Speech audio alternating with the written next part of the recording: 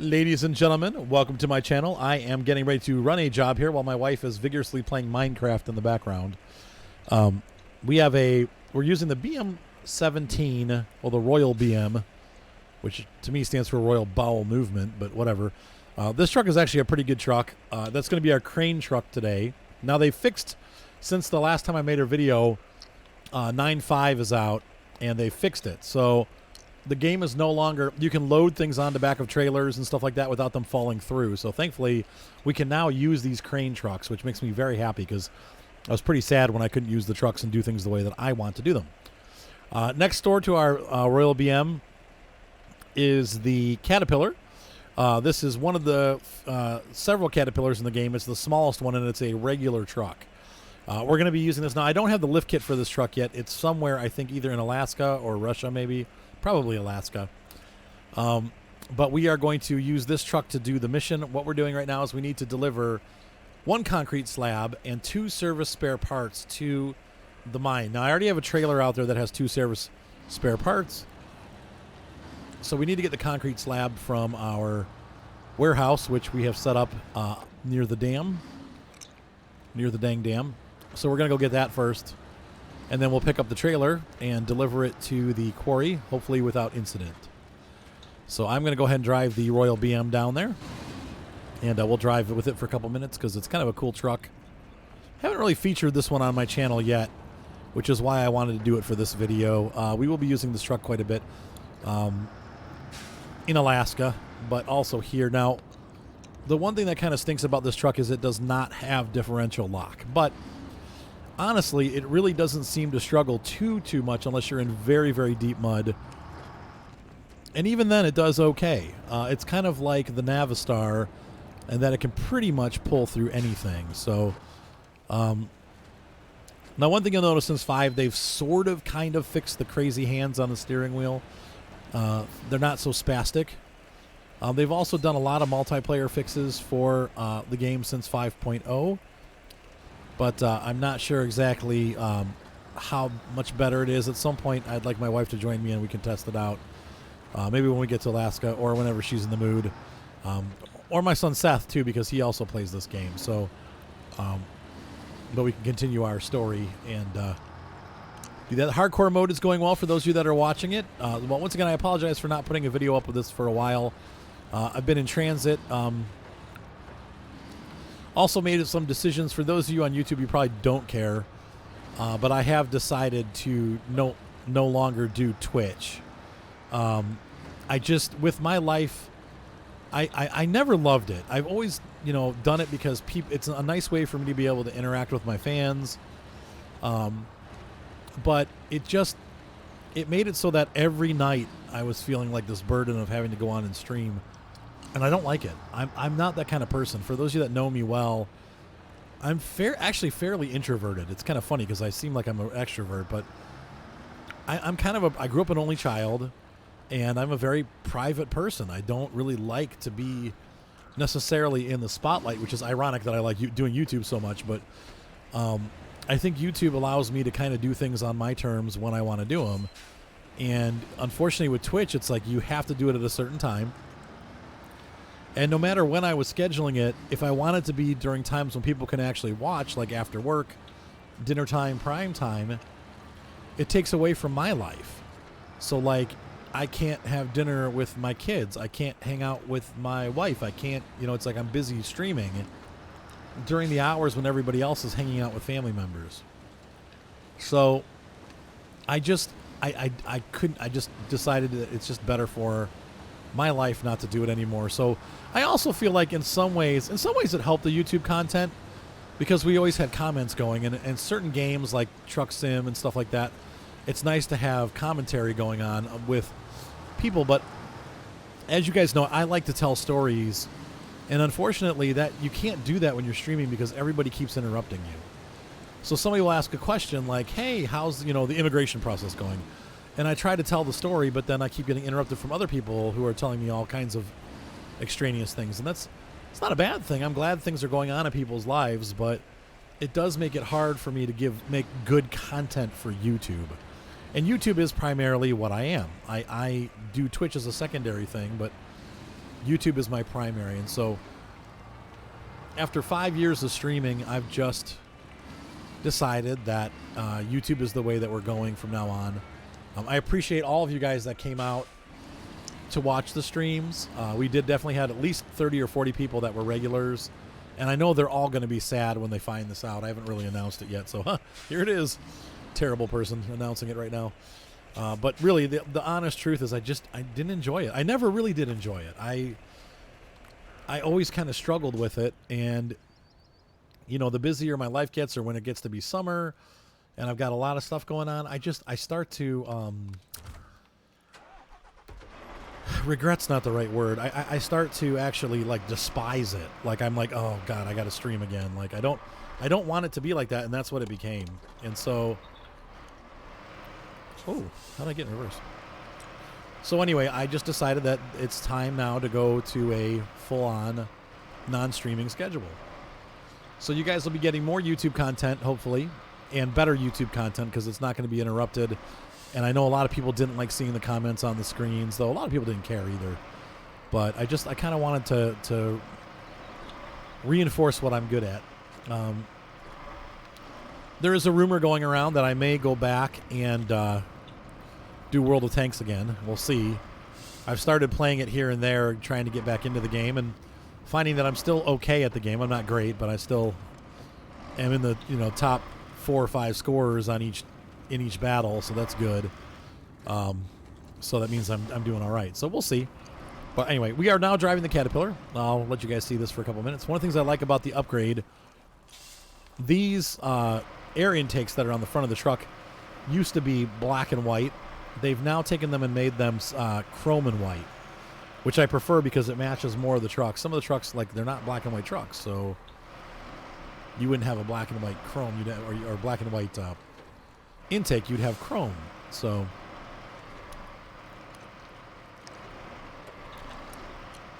anyway, there you have it. So that is the Caterpillar. I think it's a CT650 if I'm not mistaken. So I'm going to roll this on down to the dam, and I will see you when I get down there.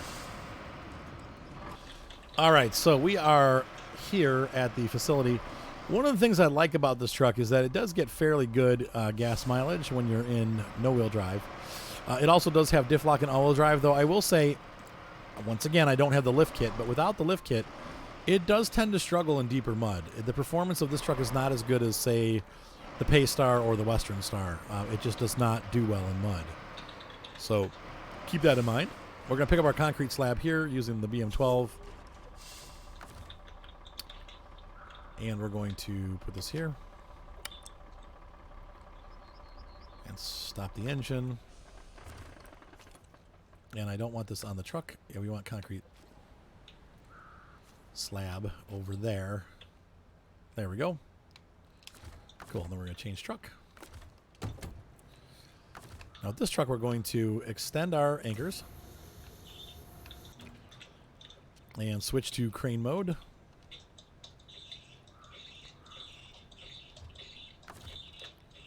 Why is it doing that? Oh, the engine needs to be started. And now we're in crane mode. There we go. And this truck has a nice big crane.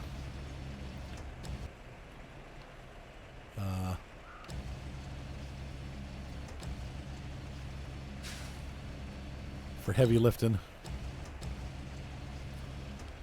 Now, one of the things I like about using the... oops, we went down below the lights. Look at that. The BM12 is nice because it doesn't have a lot of pipes going on. But you can see there I hit both the exhaust pipe and the light stack on the truck. Oops.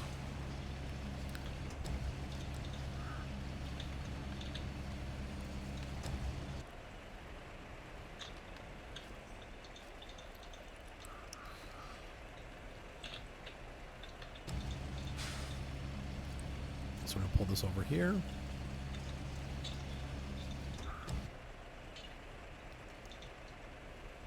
And drop this down.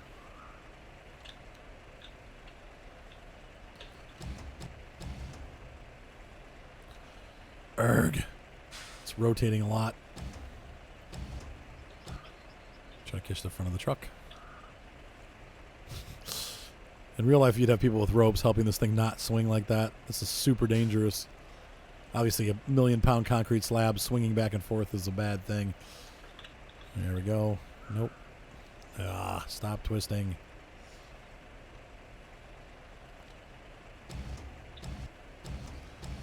All right. Oops.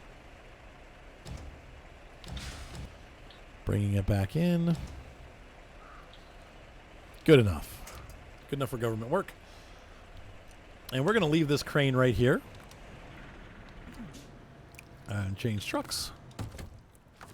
And now we're going to pack the cargo. Cool. Now, let's go head up the road and grab our trailer. It's just a little bit up the road there. And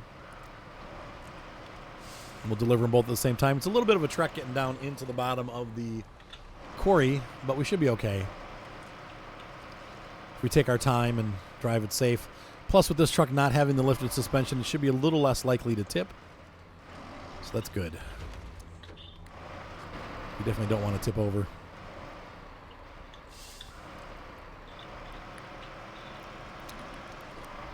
All right.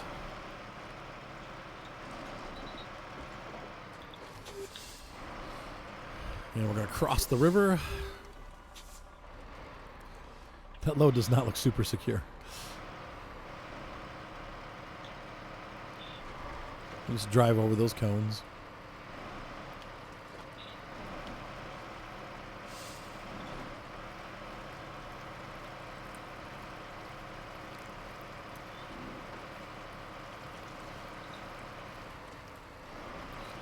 It's funny, diff lock is supposed to be for loose surfaces, but this must be drier than it looks.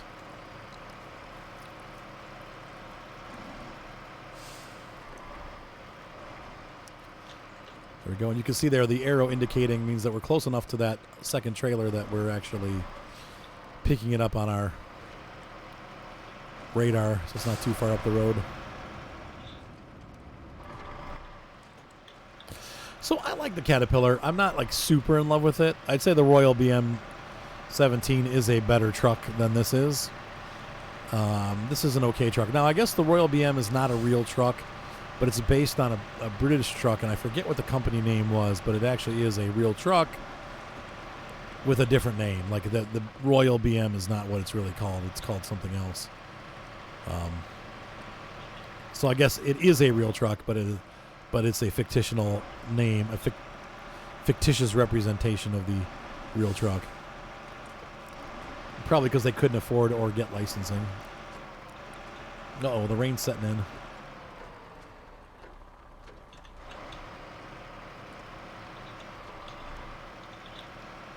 Okay, maybe this isn't as close as I thought it was.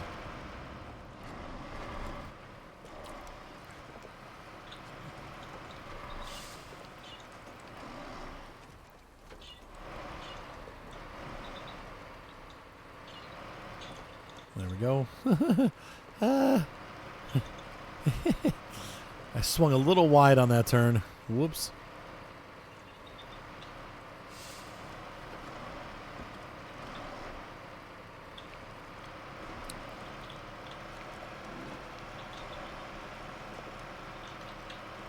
So once again, thanks to Feared Fox, I've learned that using diff lock is better than using all-wheel drive. Unless you absolutely have to use all-wheel drive, because all-wheel drive takes a lot more gas.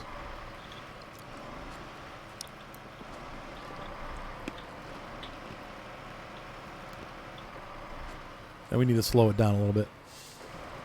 These roads, even though they're paved, they're obviously not in very good repair.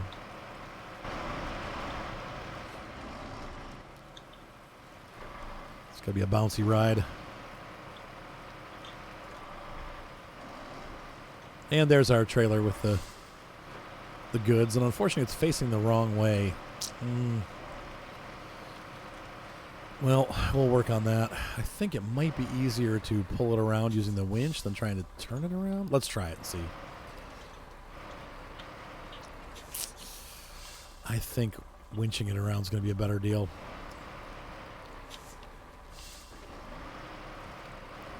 Because, see, I can't even turn it all the way around. I'm going to have to back and forwards. So we're going to grab onto it with the winch using the dolly.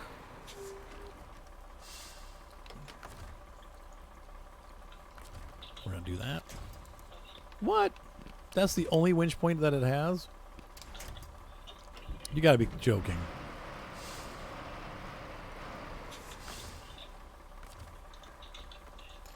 There we go.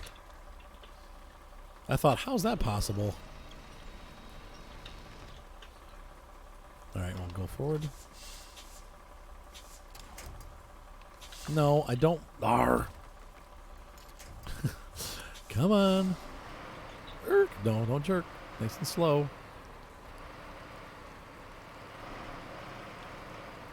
There we go. Uh-oh. Uh-oh.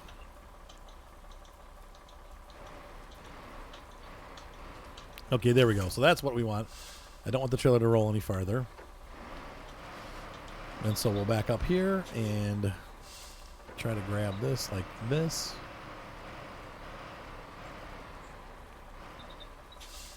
All right, and we're going to attach this trailer. Good. And start heading down into the pit.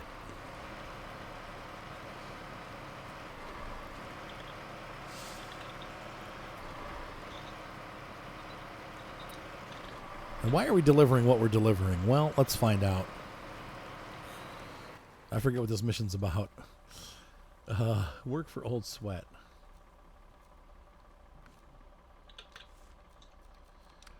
Let's see. We have local quarry still having trouble. The main road that connects it to the town is completely shot. Oh, okay. Get them what we need and we'll be sure to work. Okay, so they need the reason why they're doing this is to add new materials to the road. And the entrance is not great. If you guys remember, it's pretty pitched. It's pretty steep.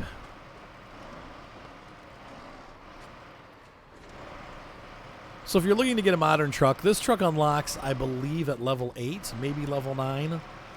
And it's not ridiculously expensive. It's about $50,000. The only downside is that most of the parts for this truck aren't available until you get to Alaska. So you'll have to do some driving ahead to get the stuff unlocked for this truck.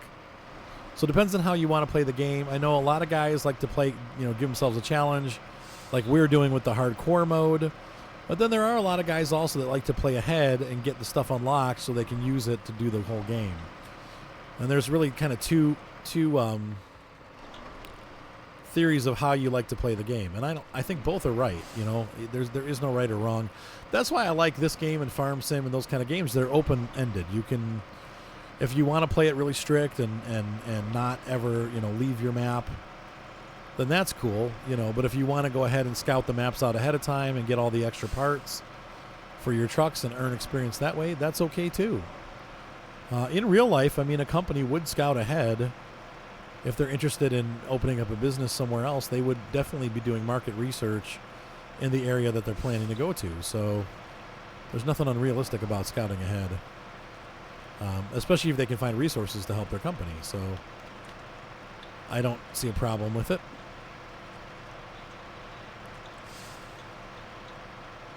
At all. But if you're playing a hardcore mode, then that's a little different, and I am involved in one along with a lot of other people.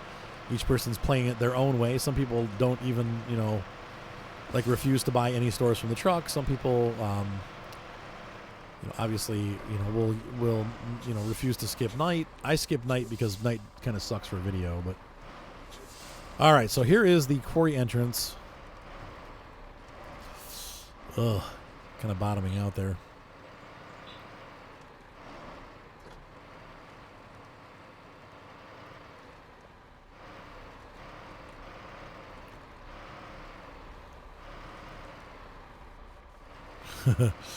Easy.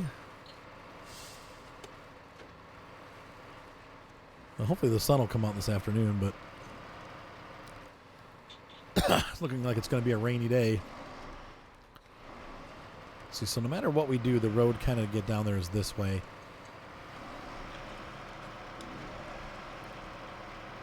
And I've got diff locks on. We're going to run it in low and low high because there's just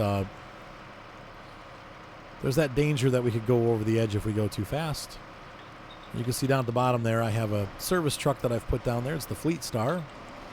It's got fuel and repair, so if we need either, we can get it at the bottom. I think we'll probably need a top off on fuel because we will be about halfway out of fuel. This trailer can come back up and get sold when we're done.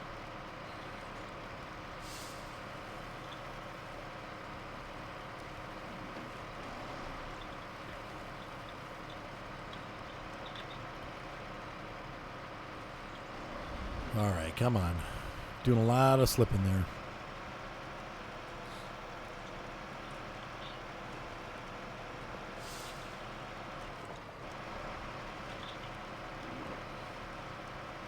But obviously not enough for diff lock.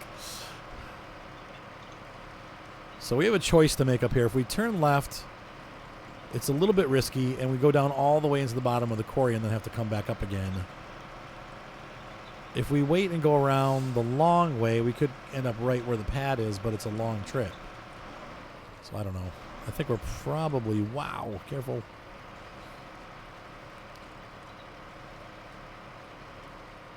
It's probably better off to make a left here.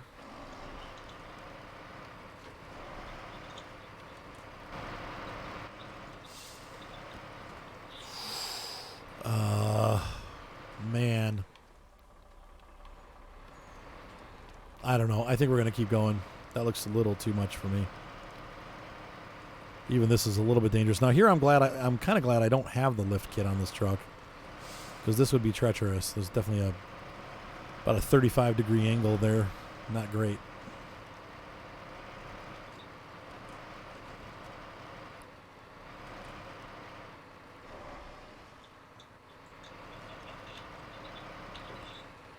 A lot of big rocks. So we'll just go around the long way.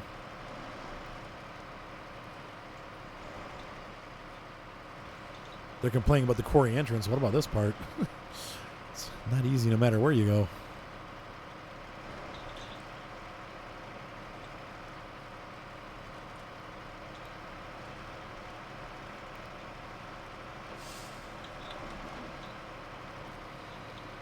Shut those differentials off. There's our little fleet star down at the bottom.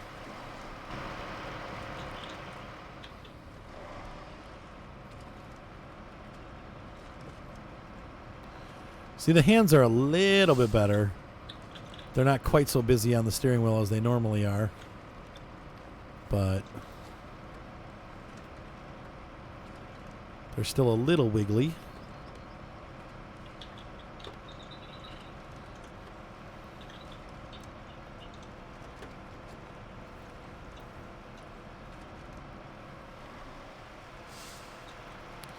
I thought I brought that trailer up. I guess I didn't. That trailer is a real nightmare to get up. Oh, wow. Okay. You guys see that? I almost flipped the back trailer. At some point, we will need to extricate that trailer, and I think we have a mission that goes along with it, too. I don't know that we'll be able to get it out. That is a hard trailer to get out. I've tried before. I think I've gotten out once of 3 tries.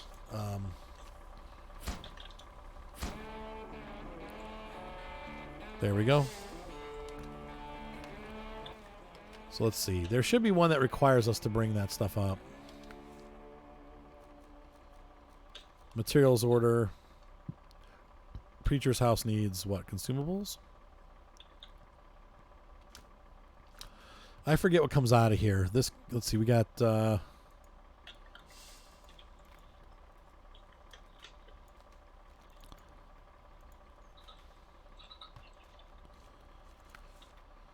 farming tools, curtain side trailer. Okay.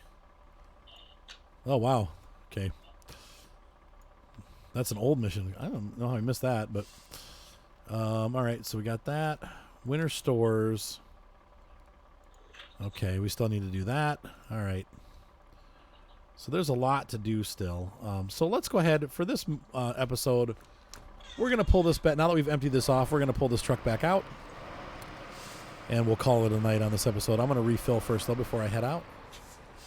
So let me get into my Fleet Star. And we're going to go ahead and we're going to refuel. Oops, wrong truck. And then we're going to change back.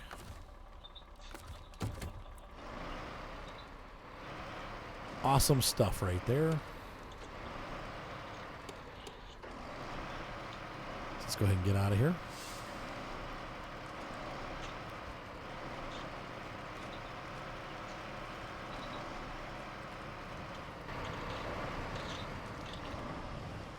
I think we're going to go to this one. Right? Oh boy. Don't break it. Don't break your truck. Oh no. Once again, my favorite part of this truck is the low clearance, and that's where you get in the mud too. You have the same problem. The truck gets stuck in the mud fairly easily, and then we have some issues. But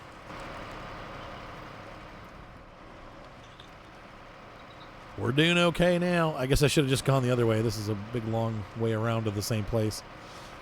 Whoops. The nice thing is that now we can sell this trailer, which means we'll make an additional $3,000 or $4,000.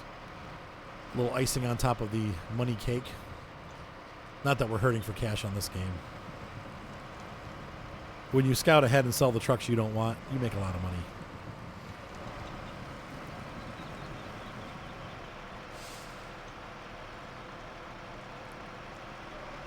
Pull. Okay, now we're going to have to make a right turn here, so this is where it's going to get hairy.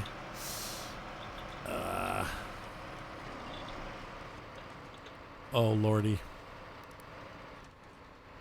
Come on. Nice and slow. Work your way over those rocks. There we go. Actually, the rocks are good because they're kind of making me slip to the right a little bit, which means I'm clearing it without having to pull backwards. There we go. That was a little bit hair-raising, but with no load on the truck, it's not really going to tip, so we did okay there. And it is taking all-wheel drive and diff lock to get up out of this mess. But we're climbing pretty quick.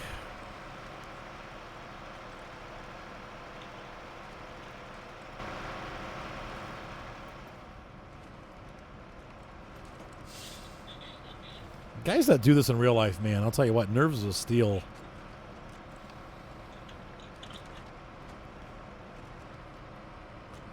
It's a big truck in a small road.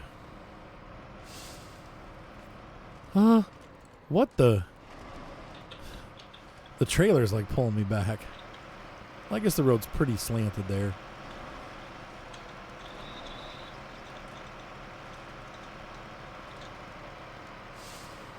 Whoops. No, no, no, no. Oh, that rock.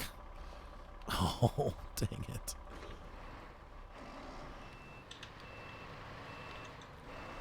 Come on.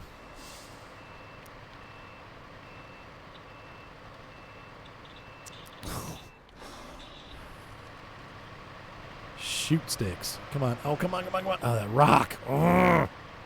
It's got me twice now. There we go.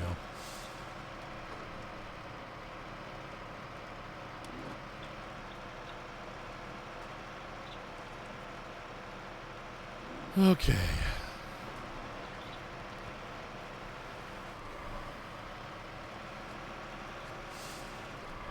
All right, so we have completed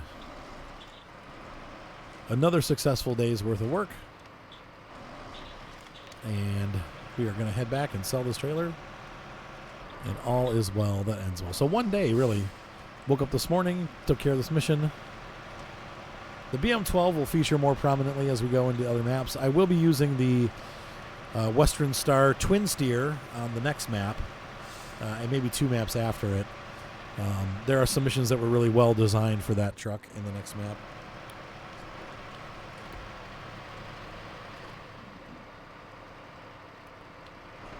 Come on. And the sun's going down on our party.